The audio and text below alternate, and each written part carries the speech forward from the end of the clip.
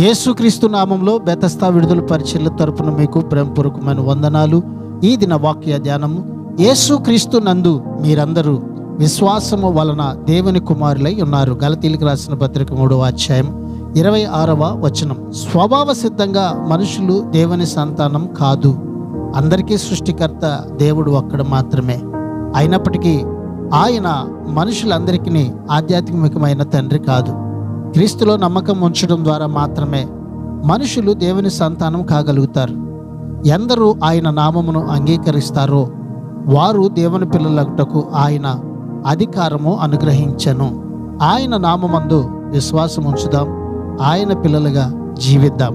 అట్టి కృపను ధన్యతను ఈ దినమున ప్రభు మనందరికీ దయచేయునుగాక.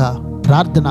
మమ్మల్ని మిక్కిలిగా ప్రేమించిన మా ప్రియ పరలోకపు తండ్రి యేసయ్య, నీ ప్రేమను బట్టి మరొక నూతన దినాన్ని మాకు ఇచ్చినందుకు నీకు వందనాలు, స్తోత్రాలు చెల్లిస్తూ, మేము అన్నిటికంటే ముఖ్యముగా నీ యందు విశ్వాసం ఉంచి నీ పిల్లలుగా జీవిస్తూ నీ నిత్య రాజ్యమునకు వారసులమగునట్లుగా మమ్మల్ని అందరినీ కూడా సిద్ధపరచమని యేసు పరిశుద్ధమైన నామములో ప్రార్థించి అడిగి వేడుకుంటున్నాము తండ్రి.